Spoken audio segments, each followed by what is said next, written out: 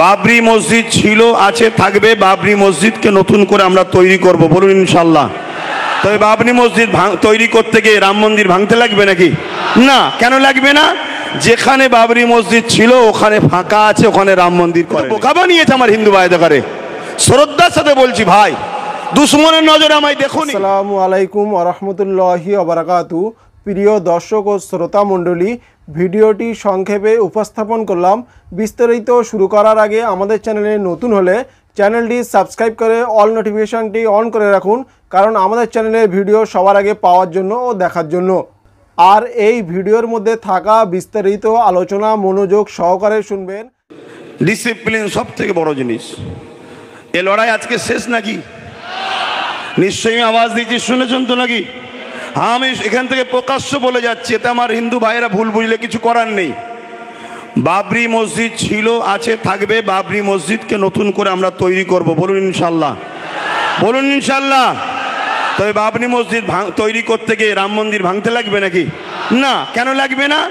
যেখানে বাবরি মসজিদ ছিল ওখানে ফাঁকা আছে, ওখানে রাম মন্দির করেনি। এ তো বোকা বানিয়েছে আমার হিন্দু ভাইদের করে। শ্রদ্ধার সাথে বলছি ভাই, দুশ্মনের নজরে আমায় দেখুনি। কেন? আমি ফ্রিডম ফাইটার পীর আবু বকর সিদ্দিকীর চতুর্থ প্রজন্ম, যিনি গান্ধীবাবুর সাথে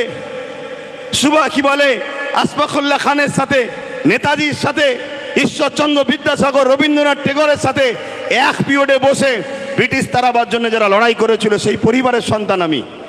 মনে রাখবেন আমি কি কথা বলছিলাম? এইসব বিছখানে ডিস্টার্ব হয়ে গেলে। হ্যাঁ, কি কথা বলছিলাম? হ্যাঁ, চীন চাইছে ভারতকে টুকরো টুকরো করার। এদিকে পাকিস্তানও আছে, এও চাইছে ভারতকে, বলুন, টুকরো টুকরো করার। আর সেই টুকরো টুকরো করার ফাঁদে বা ইচ্ছা করে আমার কেন্দ্র সরকার কিন্তু সেই রাস্তায় নিয়ে যাচ্ছে দেশকে।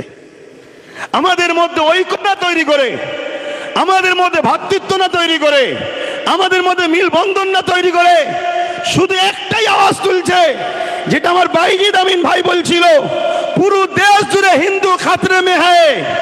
আগামী 30-এ, আগামী 40-এ মুসলমান এই হয়ে যাবে, মুসলমান ওই হয়ে যাবে, হিন্দু থাকতে পারবে না, এ থাকতে পারবে না। শুধু বলছে হিন্দু খাতরে মে হ্যায়।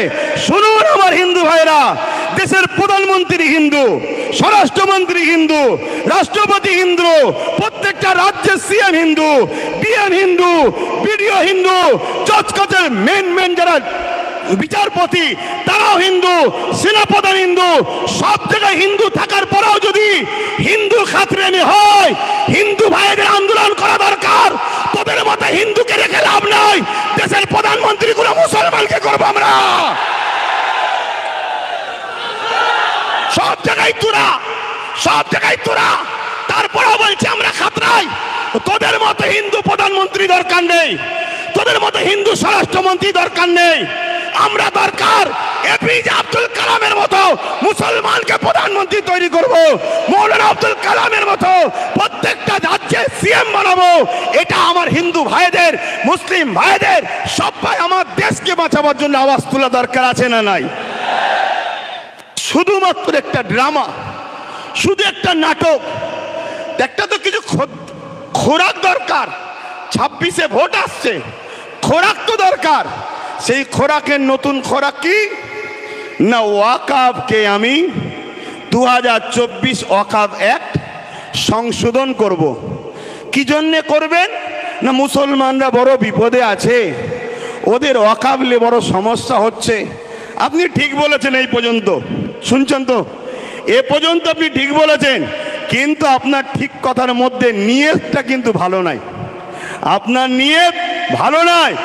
তো বন্ধুগণ, এতক্ষণ ধরে যে ভিডিওটি আপনারা মনোযোগ সহকারে দেখেছেন, সেই ভিডিওর বিষয়ে আপনার যদি কোনো মতামত থাকে সেটি কমেন্ট বক্সে কমেন্ট করুন, আর ভিডিওটি বেশি বেশি শেয়ার করুন।